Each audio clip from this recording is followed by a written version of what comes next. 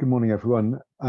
So just a very brief introduction, and then we'll get straight to it because there's quite a lot that we want to get through. Thank you all for joining us this morning. As the title suggests, this is going to be a discussion around cybersecurity, particularly cybersecurity for organisations operating in spaces like manufacturing, where maybe there isn't the same sort of immediate expectation that this is going to be a large-scale issue for businesses in those sectors.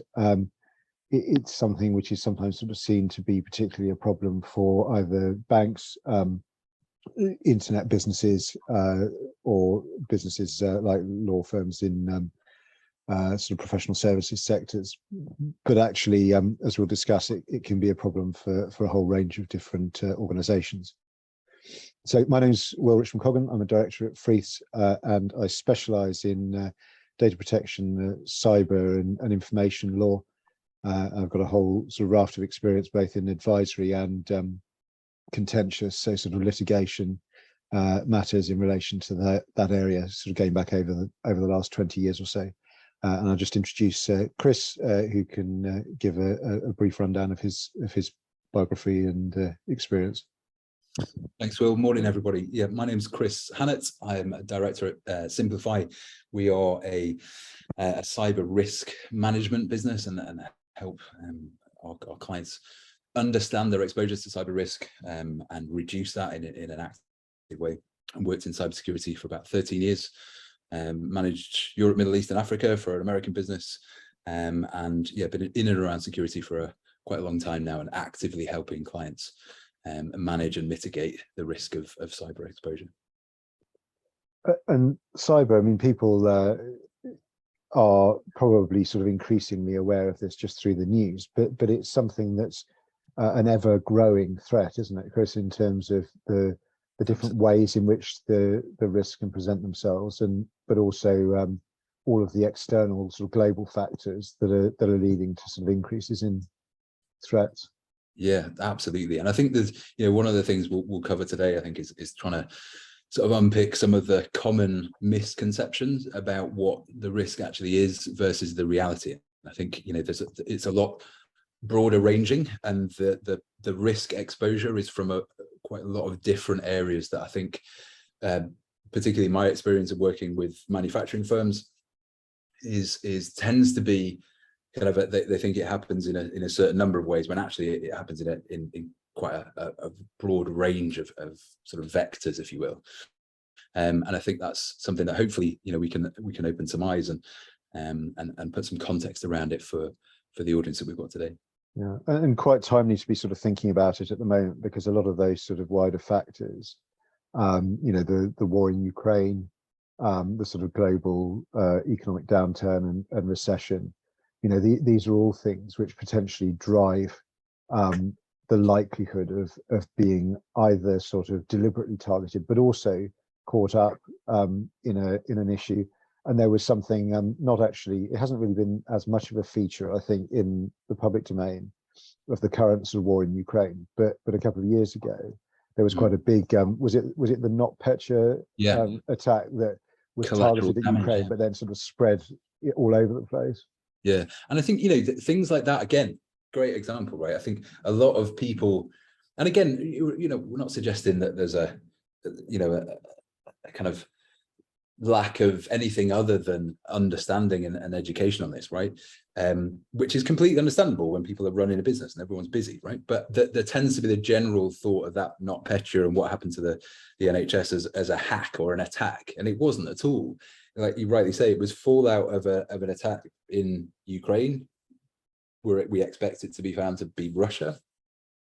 But it spreads, right? And the interconnected nature of digital business now, there's a lot of like software development in Ukraine. There's a lot of interconnection between Ukraine, Europe, America. Systems are connected, and that's how it spread. And the NHS was affected simply because of the age of the systems and the lack of patching that had been done over the years, because it's such a broad estate and things change so much, and there isn't a huge amount of expertise in kind of regional NHS trust or whatever it might be. And that's how these things is one way of how these things can spread like wildfire. And that, you know, a great example of that affected, you know, a lot of people here in the UK in a way that they probably didn't expect, you know.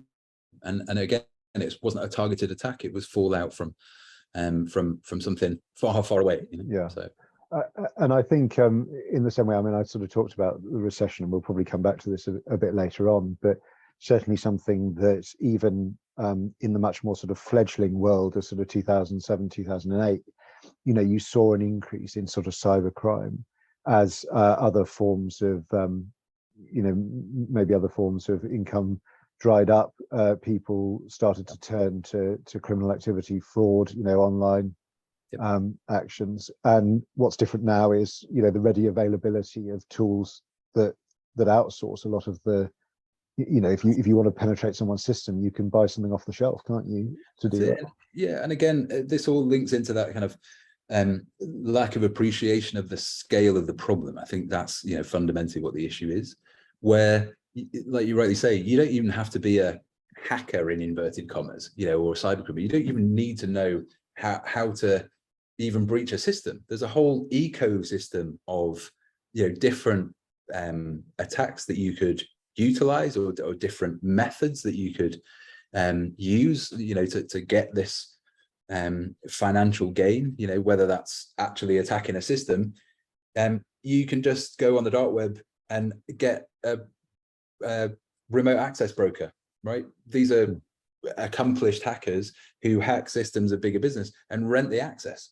You don't even need to break in, you just pay them a percentage, right? So you don't even need to be able to break into a system. You just have to have, I guess, the will to engage in criminal activity, and the ease and the just the barriers to entry in terms of cost and technical ability are virtually zero now, which is the scary thing, right? Why it's increasing. When you look at things like ransomware as a service, which again we'll probably touch on in a bit, is something that you can, you know, I could go on now and within half an hour I would have a ransomware as a service kit that would tell me how to do it. I'd have columns about who I've attacked, how the lockup is progressing, if they're entirely encrypted, and when they've got to pay by, and also a little column with how much money I've made. It's like it's a software as a service product almost, you know, and that whole ecosystem that springs up around that is what is driving this massive sort of global crime wave. You know, by some estimates, what, $11.5 trillion impact globally by 2025. You know, this is big stuff. And the really scary thing, again, not to labor the point, is all of the figures that we have are based off reported incidents, which is the tip of the iceberg, right? Because you can understand the motivation for certain businesses to keep this quiet and not really talk about it. So those figures are exponentially larger, I would imagine. Yeah, I'm sure that's right. And actually that leads us really neatly into the first sort of topic that we wanted to sort of touch on in this conversation. I'll just remind people, you know, if you've got comments or questions, do post them in the Q&A. We won't be answering any questions about how you access off-the-shelf ransomware kits, but anything else that you've got questions about, you know, do. But you talked about business impact, Chris, and I think, you know, if we start in with that, one of the things that I think is really sort of striking is that people don't always have a very good understanding of the range of different impacts that can flow from a single incident. And should we start with sort of, you know, let's say something's happened, maybe it's a ransomware attack, something like that. You know, those immediate moments after the incident has happened, what are the straight away impacts that people are feeling or encountering? Yeah, well, I think, you know, it's scary, right? I think that's kind of the first and foremost is like you are completely unable to operate as a business. You know, you will see on your screen a message that comes up saying your files have been infected with ransomware. There'll be a counter clock on it. You know, people will see that in the business. They won't be able to do anything. You can't access your files. You can't access your email. You can't do anything in terms of communicating or operating as a business. You know, it encrypts all of your files, so you are unable to access anything, and it's designed to leave you entirely crippled as a business, right? To incentivize you to quickly pay the ransom. And there is this ongoing debate about whether you should or shouldn't pay. We're not going to cover that in this session. You know, there's various very convincing camps on either side of that. But I think the reality is that, you know, manufacturing businesses, again, in my experience, once they understand the immediate impact and then the sort of medium to long-term effects of something like ransomware, it's quite relatively easy to quantify in financial impact terms, right? Because you will have in your firm, either yourself, or, you know, on this call today, or your operations team will have some kind of understanding of what the cost per day is of any downtime, right? And by most estimates, and this is if you pay, you're looking at probably about 2 weeks of downtime, realistically. That's in immediately being locked up, figuring out what you're going to do, whether you can access your backups, whether those backups are infected, things like working with, you know, most businesses don't even know how to set up a Bitcoin wallet or some kind of cryptocurrency, which is how you have to pay this ransom. So you've got that hurdle to overcome, as well as the money you've got to pay. Then you've got to get the decryption key, which is effectively what they give you when you've paid the ransom. And that decryption key has to be implemented across your network, and you have to then get your systems back. You know, so there is a huge amount of impact, immediate impact. And again, when we're talking to manufacturing clients, I guess the easiest way to quantify that, because I get it. It's like, this is a technical IT. It's kind of out very kind of left of center of, you know, we make things, you know, we can hold them in our hands. We've been doing it a long time. We know what we're doing. We have our customers. This is what we do. And this is something that's very much out of our wheelhouse, right? But if you think about your main manufacturing site burning down, that is the kind of reality, without overestimating this and without trying to scare anyone with it. That is, you know, a very close approximation. You have the immediate impact of not being able to operate as a business. You have an emergency to deal with. Then you have all of the recovery time that comes as a result of an incident like that, you know, of how you, I don't know, recover your ability to operate, your machinery, your, you know, fixing the damage. You've got all of the then, you know, medium to long term, longer tail impacts of that inability to trade, in terms of, you know, you've missed deliveries, you've left your customers unable to complete what they want to do. You have then the knock-on effects of trying to cope with that. And that's aside from any kind of, you know, kind of compliance or governance, you know, disciplinary action with the ICO or anything like that. So, well, you know, yeah, I mean, exactly, you know, and that's the thing, is that it's sort of it's a stone in the middle of a pond, and the ripples are going out in in all sorts of directions. Yeah. You know, the impact, you know, the practical impact, you know, I've seen this with clients. They've got a warehouse full of stock, and lorries are turning up, and they can't match, you know, the order reference to what they've actually got in stock, because their systems are down, and they, you know, they're no longer able to fulfill orders. You know, it can be something as sort of fundamental as that, and that doesn't have to go on very long before, you know, really it starts to, you know, if you particularly, you know, heaven help you, if you provide something which a competitor can tool and produce, you know, quite quickly. You know, you've got people who are working on just-in-time basis, sort of logistics. You know, they're going to want to divert their pickups to someone else, and someone who can fulfill it. Right? Absolutely. And quite apart from the commercial impact, you know, there's the reputational thing that goes along with it. You know, that, you know, you are increasingly, this is a news story that press outlets want to cover. We almost every time we have a client with a data breach that needs to be notified, particularly where it's sort of notified to the affected data subjects, which is mandatory where there's a risk to them, then you know, almost at once we find that there's starting to be publicity about that. Some of it from the press, some of it from law firms who are trying to sort of gather up groups of claimants to bring class action claims. Yeah, absolutely. And all of these things sort of you know, dovetail and build off each other to just create a sort of well, I mean, as you said, you know, the building burning down is right, because you're firefighting on a number of different fronts, and and desperately trying to sort of keep everything under control. But your main tool for doing any of those things, your command and control, your communications, your ability to draft up a press release, all of those are hampered if you can't actually get access to your IT to be able to do it. Absolutely. And I think, you look at some on this today may be familiar with what happened with Norsk Hydro, who are a global aluminium manufacturer. They got hit with ransomware. I think it was about $4 million was the ransomware demand. They chose not to pay. And again, not saying either way, just as an example. They were operating their entire global business using WhatsApp on people's, mobile phones. It took, I think they're still recovering now, and this was over a year ago, and the cost of that recovery, last I checked, were about $45 million.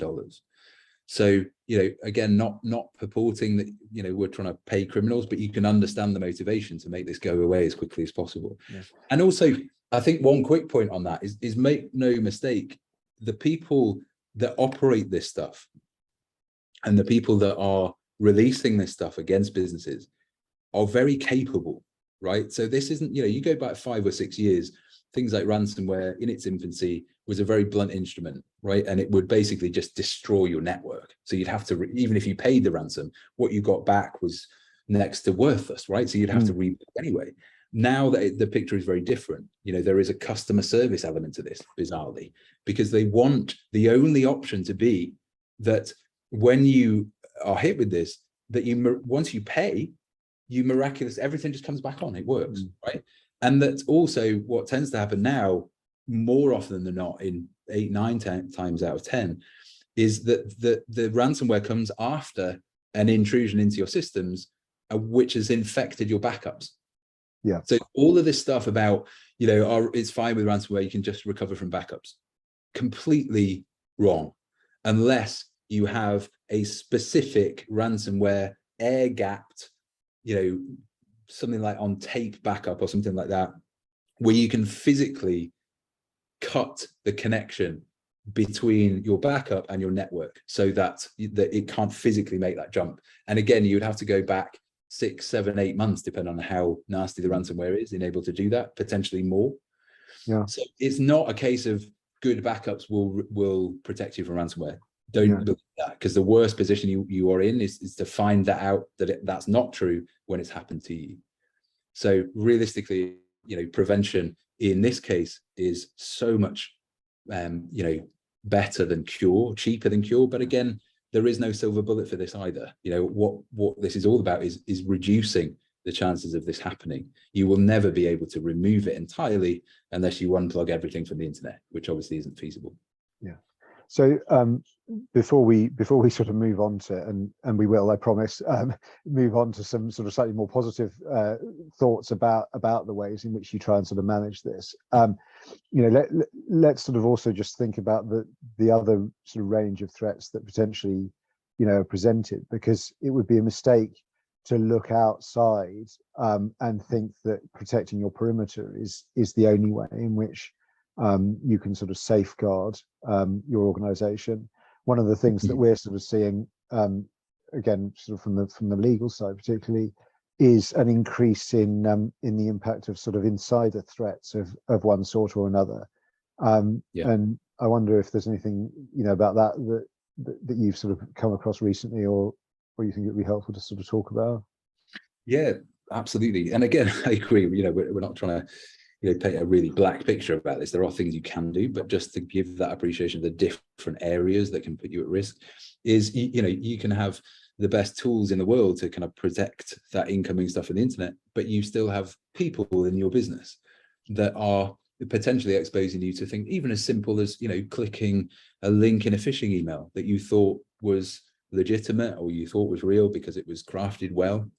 And you simply weren't aware as an employee of the business about what that risk could be, what you could be opening your business up to as a result of doing that. So things like, cyber awareness training is kind of just a fundamental tenet of what you should be doing. And I think a good approach is, the triangle, the three-sided triangle of technology, people, and process, right? Having technology in place to give you some visibility, having the processes in place about what you would do in the event of something happening, and having the people in the business bought in to a real risk, right? This is the number one risk to business, and the lack of preparedness and understanding of that risk is quite staggering, really, you know, given that we're in 2022 and the kinds of things we talked about already. Yeah. So insider threat can be a number of things. It can be just not understanding. It can be, you know, hugely exacerbated by things like a cost of living crisis at the minute. You know, you can understand the motivations of a you know, I don't know, a rail worker or a postal worker or a whatever is striking at the moment that is, you know, kind of affecting everyone's life, that, you know, they have no prospect of any kind of increase in payment or in salary. Their costs are going up exponentially. They have a family, blah, blah, blah, blah, blah. And then they get approached by someone who offers them, you know, a fairly substantial amount of money to just provide some access, you know, give me your credentials, your work, email and password, you know, we'll give you several, you know, 5, 6, even 7 figures. You know, there was a relatively recent story at Tesla that, Will, you and I were talking about recently, where a senior developer in the software team was approached by a cyber criminal group and was offered over $1 million just to provide some kind of access to the Tesla systems, because he was so bought into the business. He alerted senior management, and that's how it came out in the news.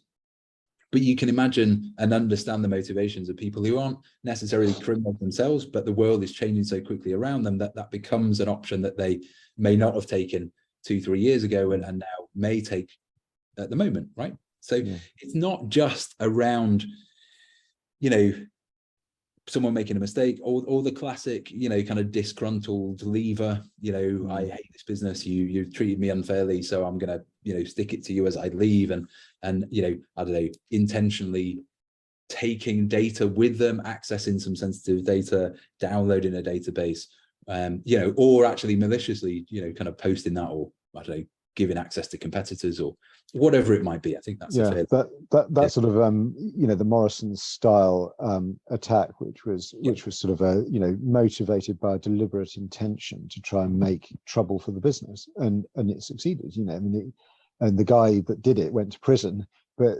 Morrison's, you know, ended up embroiled in sort of years of litigation over it. You know, with their workforce, because payroll information was sort of deliberately disclosed online. Because ultimately, responsibility, right? Is they were the data owner. Yeah, that data was breached, and the responsibility for that lies squarely at the, you know, the board of Morrison's, unfortunately, you know. No, that's right. And I think, you know, again, you know, thinking about the current financial sort of climate and economic climate, you know, the possibility that, you know, there's going to be reductions in numbers within organizations, you know, that possibility of either people needing or wanting to be motivated by money or by sort of animosity towards the company increases, you know, inevitably in those sort of circumstances. Absolutely. So moving on, there's one area that's sort of, I think, as I understand it, certainly you know, a particularly sort of live consideration for manufacturing and sort of those types of businesses that have sort of warehousing and factory operations, and that's the whole area around sort of Internet of Things and connected devices. You know, you've got this capability which you didn't ever have really in the past, of using a, you know, your Wi-Fi local sort of network to be able to connect up sort of automated monitors, you know, devices that are going to be able to give you a whole level of insight into different stages in your production process, you know, the temperature that a device is running at, or levels of vibration around particular parts of the factory or something of that sort. But, you know, often those devices, you know, they're connected to the internet. They're potentially quite sort of dumb devices. There may not be a lot of onboard security around them.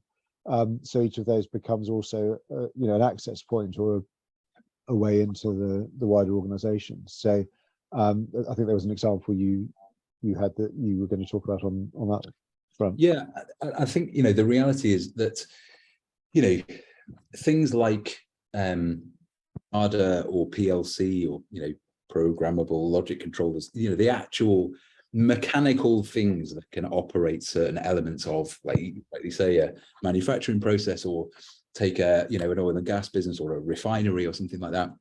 You know, physically, there are things that are controlled by software that allow you to do certain things, operate it, you know, make it more efficient, streamline processes, all that kind of stuff, right? You can see the appeal of doing that. It makes your costs less, makes your efficiency more. You know, there are a lot of benefits to a business in order to the kind of digital transformation to do this kind of stuff. The problem comes in from a security perspective, and purely for where, you know, you and I sit looking at this, is that those systems are quite vulnerable. They were never designed with security in mind.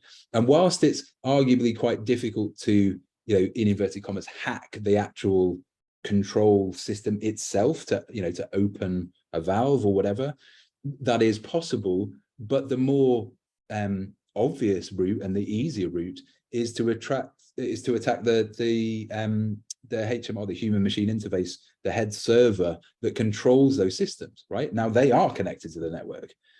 Obviously, that's a, you know, a server that sits somewhere in your network that you control from elsewhere in your network, especially if you're a big organization. You know, and into going back to your point of the example of that, it was relatively recently that it was in Florida, actually. It was the water supply of Florida state, the exact ins and outs.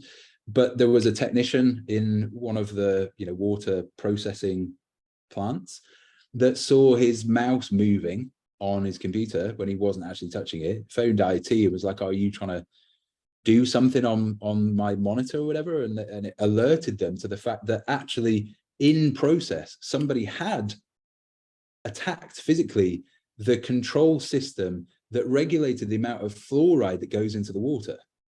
Now, I think it was less than 10 parts per million had the beneficial effects of fluoride on, you know, in water, but the person was trying to fully open that valve so there would be tens of thousands of parts per million, which is actually poisonous.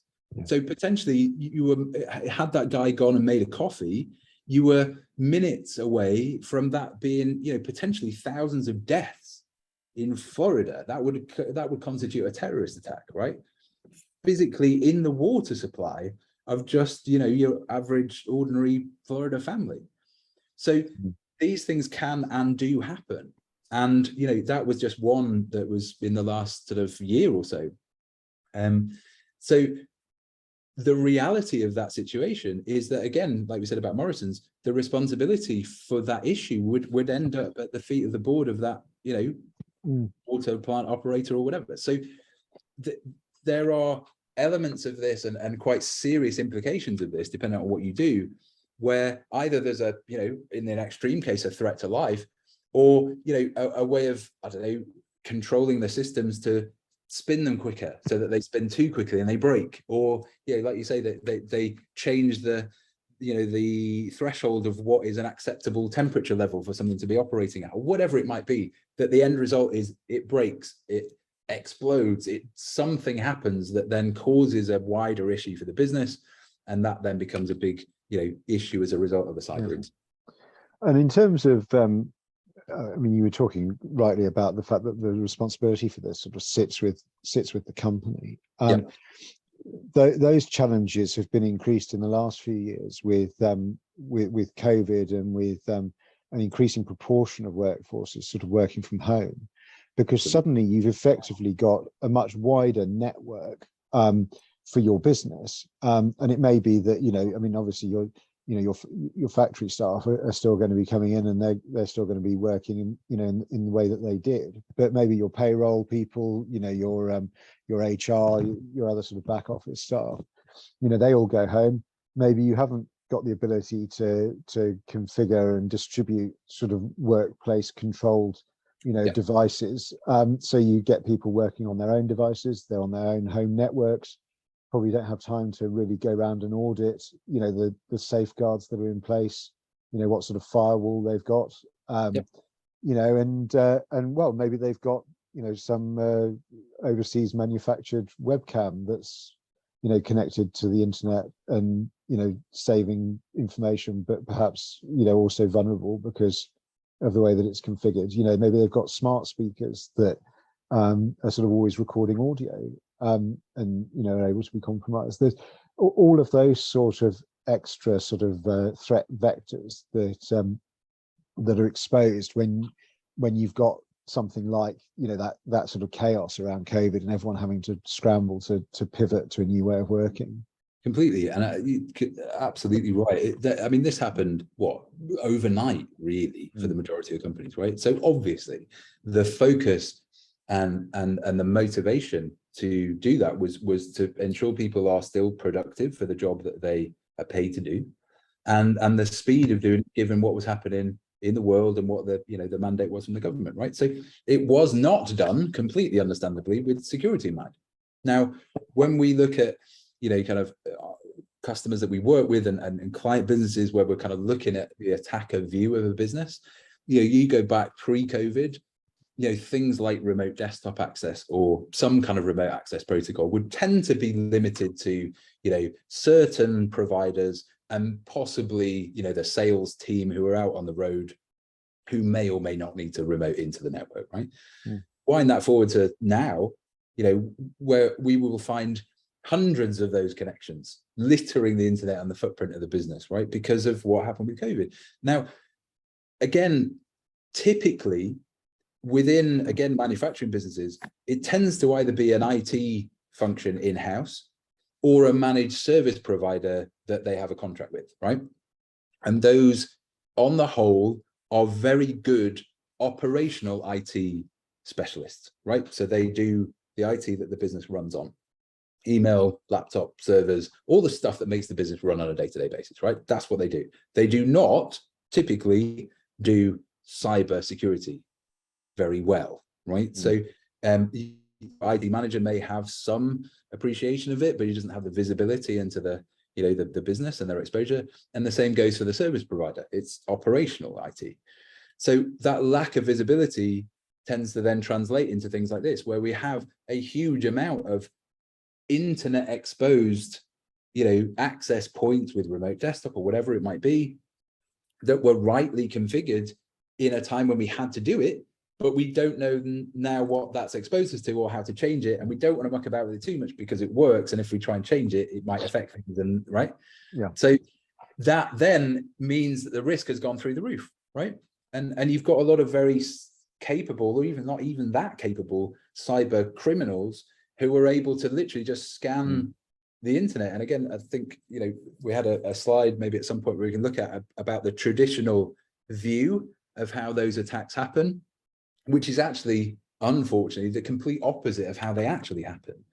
Yeah. Right. And there's this view of kind of, that they attack the business, or they target the business first and then try and exploit it. But actually, oftentimes these attackers don't even know what the business does, who they are, anything about the business. It's just about the fact that they've used their tools to scan the internet. They found a potential way in. They are now running their scripts to find out how they can exploit that way in.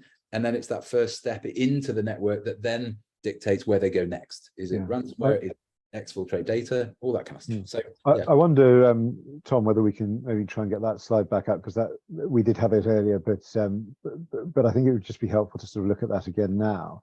And while we're doing that, just sort of talking about, so it was the previous one, Tom. Thanks. And what you were talking about there around configuration, Chris, because I want to sort of start moving us towards what can be done about all of these threats, and just thinking particularly about sort of IoT devices. It's really important, isn't it, to understand how the threat might present itself, but then to actually sort of scrutinize, either ideally when you're sort of buying in devices at the time when they're being sort of configured and added to your system, scrutinize, well, what sort of security is in place to guard against that type of threat. What can be the things that at an early stage in this flowchart might actually make you not an attractive target and make you not appear to be vulnerable. If that's if that ship has sailed, if the stuff is already part of your system and that wasn't done at the time, then it's about sort of auditing, isn't it, and sort of going back and actually now doing the checks and working out, well, where are we presenting those vulnerabilities, and how might they be mitigated, post installation. Yeah, and I think the good news is, right, that any sort of authority on this, the NCSC, which is, I'm sure most people are familiar with, as part of GCHQ, are very much, kind of banging the drum all the time that you can do something about this. Over 90% of issues and vulnerabilities can be fixed just with simple things like patching, or to take your point there, Will, about, if you've got a lot of these kind of internet connected devices, like, cameras or whatever it might be that exposes you, have like simple admin 123 default passwords on them, right? Now, appreciate it could be a little bit difficult to do that, but the minute you understand that that's a really simple thing to fix, you just need to find out whether that is exposing you, and if it is, change it or change the configuration around it to better protect you. The gap between understanding that cyber is a thing we should be worried about and actually being able to do something about it, that gap is where the problem is, right? And that gap is bridged by visibility. Now, the vast majority of SME businesses, particularly manufacturing, don't have that visibility. And I don't know about you, Will, but the vast majority of people that I talk to, and I'm sure on this call, are pretty savvy business people, right? And if they understand there's a risk to their business, they're going to want to do something about it. They just need to know what the risk is, what the impact could be, and how do we address it. And that fundamentally is just about understanding the risk and the visibility associated with it, right? Because things like simple patches, simple changes, configuration issues, reconfiguring firewall rules, they're things that either your in-house IT can do or your managed service provider can do. You just need to know whether you need to do it or not, right? And I think that's one of the things that I thought was really important about this slide, which you'd sort of identified, because a lot of when people are sort of thinking about risk, they start from a position of, well, I'm not the sort of business, I don't necessarily have the money, I don't necessarily have the profile that would make me a target, because they think about this like, in the old days, the bank robber with the stocking over their head, who's going to go to the place where all the money is stored in the vault. It's got to be worth it. And that's just not the case, is it? I mean, so one of the bigger cases that I'm working on at the moment, we've got a client, good systems, good robust sort of approach to understanding risk, everything, was migrating, some data from a server to another server. There was a error which lasted, a few days, where they misconfigured one particular thing. In that time, that error was identified because of something that was, out there on the internet, just scanning for exactly that configuration error. Automated, crawler got inside their system, found whatever data it could grab its hands on, took it away, and left behind a note sort of saying, pay me Bitcoin and you can have it back. Now, that never in a million years would anyone ever have thought this business is one that's worth going after to pull off that kind of thing. The stuff was not of any value in reality, but they ended up being targeted simply because anytime you expose that weakness, there's someone potentially watching and probing and willing to take advantage of it. That's absolutely right. And I think, looking at the slide here, on the left in blue is the typical what you've just described there. I mean, we are a maker of X. Why would anyone want to target us? We don't have anything worth stealing. Okay. And that misconception often leads to the kind of, that false sense of security, or just flat ignoring the risk until something happens, right? Which is obviously not any kind of strategy. The reality is, like you say, it's on the right. And that's, kind of two things, right? One is, as you rightly said, companies that, operate hardware, software, anything like that, Microsoft as a prime example, right? If they discover a vulnerability in some version of a software that they are, their customers are using, they are duty bound to announce that vulnerability publicly when they've got a fix for it. And they say, right, it's like your phone, you need to update your phone every so often, right, to keep it secure. Same principle. And those updates go out publicly to people that are legitimately using that software or hardware, right? That makes sense. They want to keep their customers secure. But obviously, the flip side of that coin is the people that are looking for that information to look to exploit it in the time window that they have of people getting that and actually making the change. There is no avoiding that. You have to make the information public, and there are going to be people and groups of people that are looking to actively exploit that information. Okay, so that's one side. It's not about the left who targets us, it's about the right. We've been given this information about a potential way in. Let's just scan the internet for all the ways in and wherever they are, and let's attack it before people close that window. So it doesn't matter what you do as a business. It's not about what you do. It's about the fact you have an open window that they can get through and then potentially start laterally moving and seeing what the best attack or exploit is. The second thing is about, it's not about always hacking a network, right, and taking data out. And it is, as you were saying there, Will, about things like, a company can become a target through things like, I don't know, they announce an acquisition, or they announce an exit, that the business is for sale, or that they announce, we're doing one at the moment, where the company has announced publicly record profits. And aren't we doing brilliantly in the face of these, really economic pressures? And then suddenly, you're up against people who are looking at news articles and monitoring things like investor feeds and what's happening in the markets and, who's doing well and who isn't, right? Because obviously that is going to sort of organize your time, same as anybody else. You prioritize your time. And when you start to announce these really great things about what you're doing as a business or the potential merger or whatever, it's not about breaking into the network. It's about the classic thing that I'm sure a lot of people have experienced in some way or shape or form, or heard about, where suddenly, unexpected invoices start springing up, or, instructions of payment start to kind of come into what seem legitimate email conversations, or time when the money needs to be moved from escrow with a lawyer like Freeths, for example.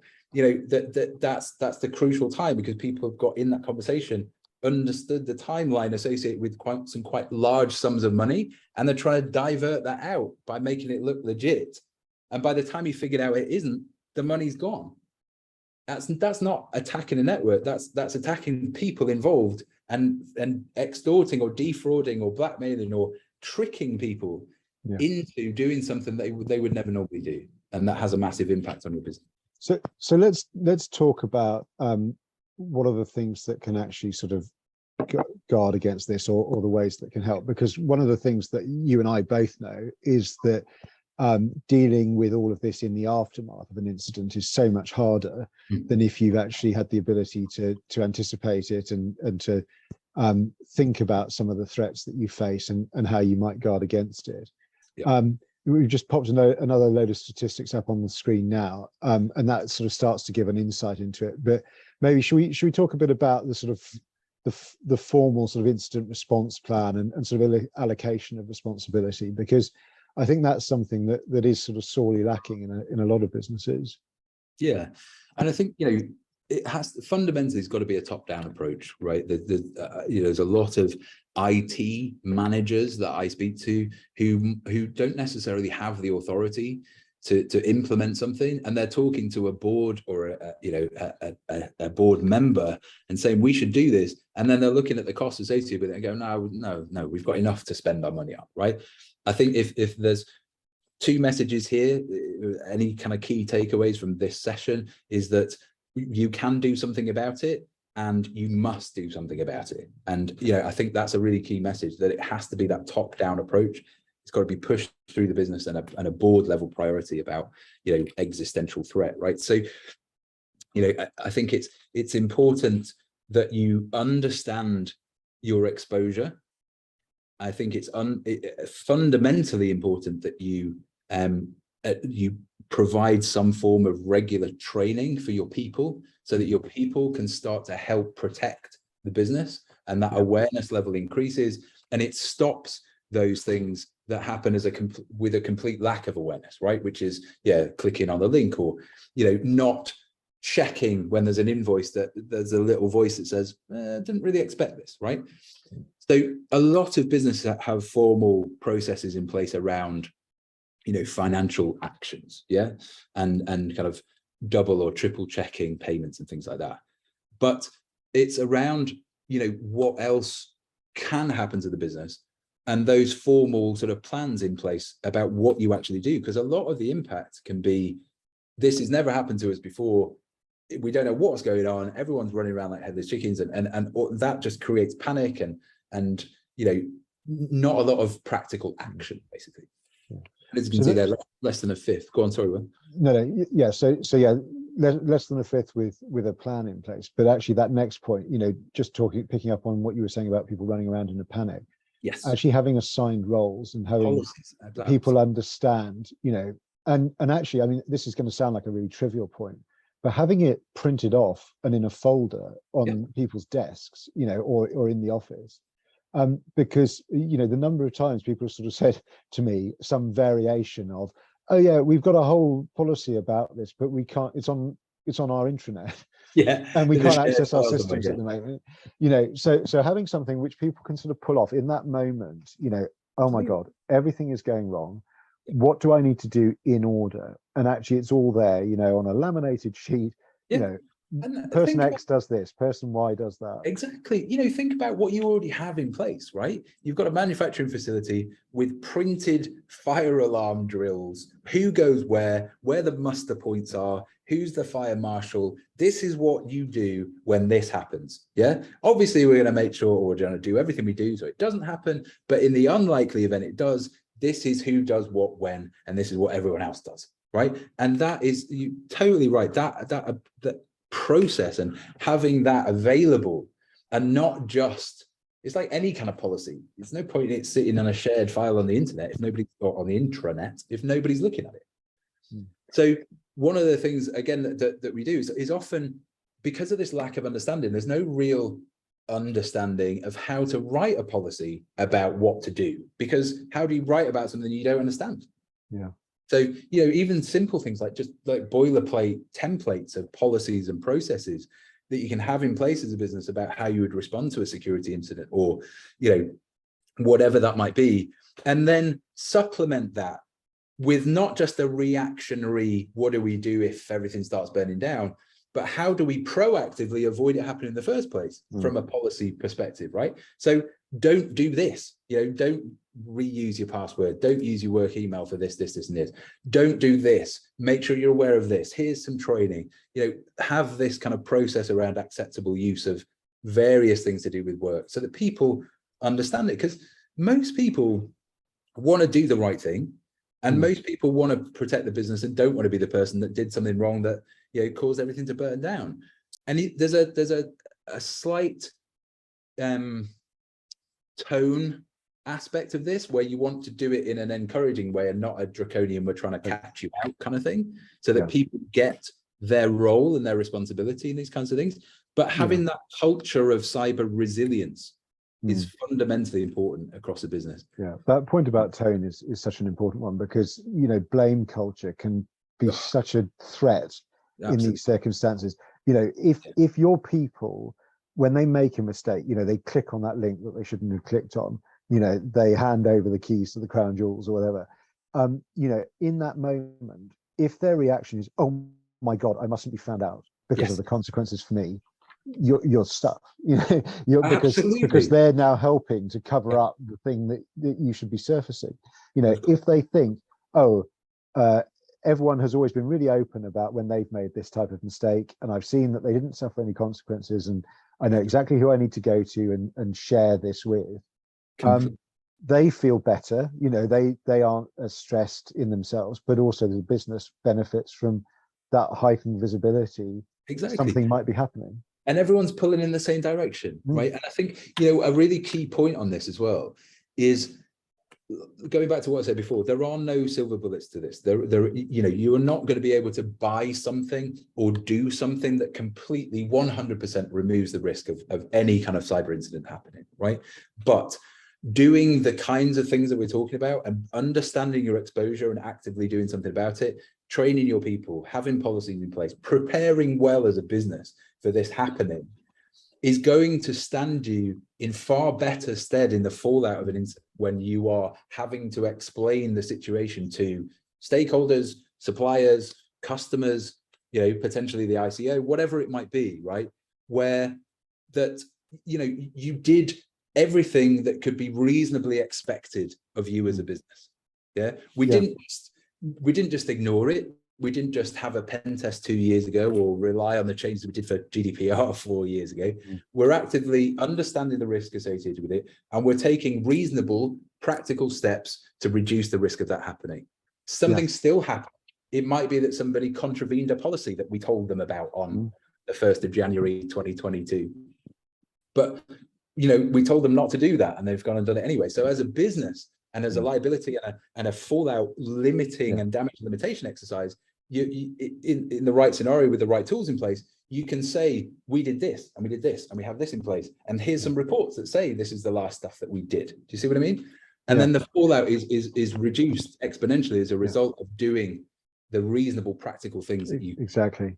I mean, one of the statistics we've got here is about insurance against sort of cyber risk, and that, in a sense, I think that is the most helpful aspect of getting that type of insurance, is that often the good insurers, the reputable ones, will require you to have done that process of thinking about, and documenting what's your policy, how are you going to respond, and help to steer you through it. They'll have resources, available to help you understand, well, how do I sort of put these things in place, and ticking their boxes and sort of making sure you meet their qualifying criteria, is going to make you a more robust and resilient business, as well as, of course, the fact that, if something does go wrong, you've got a better chance of then actually, that policy paying out and potentially getting, some cover for the liabilities that you're going to be exposed to.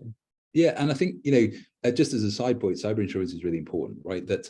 That market has changed, incredibly over the last couple of years. Even a few months ago, there was a notice from Lloyd's of London to brokers generally about, you have to physically and in the wording include a clause that relates to specific incidents of kind of nation state sanctioned actors or whatever, because the reality is, I don't know if anyone on the call has experienced this recently, but a lot of customers or customers we're talking to, companies we're talking to, have maybe had cyber insurance, but then have come to renew it, and either the renewal is astronomically more than it was, or they physically can't get insurance anymore because the market has changed so fundamentally.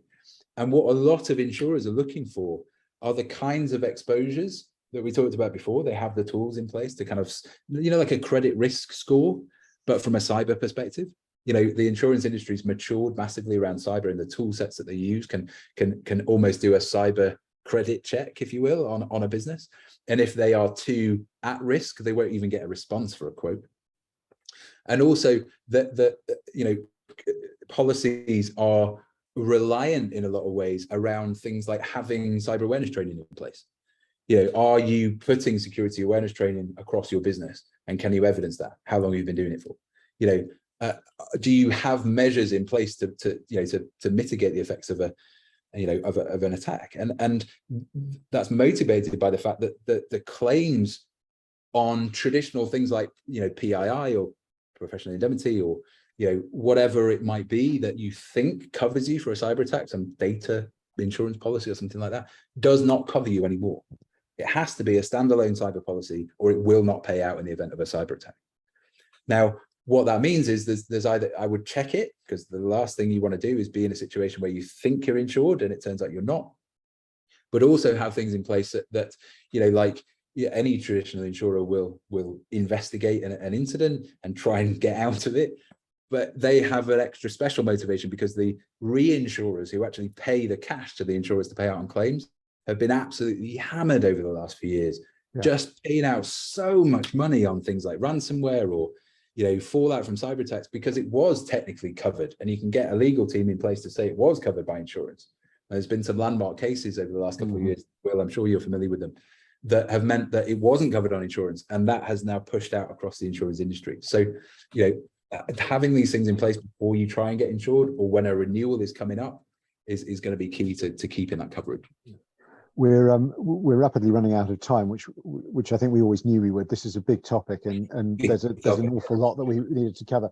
The very last statistic on this just talks about suppliers and highlights that only 13% of businesses assess the risks that are posed by their supply chain. That I think is also a really important point. You know, and also I think something you were saying to me when we were talking about this ahead of time. You know, not just thinking about your own suppliers and the risk that they pose to you, but the risk that you potentially pose to your customers as part of their supply chain, and the contractual sort of obligations that you have to those customers around your own cybersecurity when you're handling their information, for example. You know, those are all, you know, part of that process, you know, and this extends even into the sort of disaster recovery planning and incident response planning. You shouldn't be viewing yourself as an island. You know, you should be thinking up and down your supply chain and thinking about, well, what if the breach isn't with me? You know, what if it's with a company that supplies some piece of kit to us? What if the breach is with me, but the impact is on one of my customers? You know, how do we model that? How do we guard against that? You know, who else do I need to be communicating with up and down the supply chain in that scenario?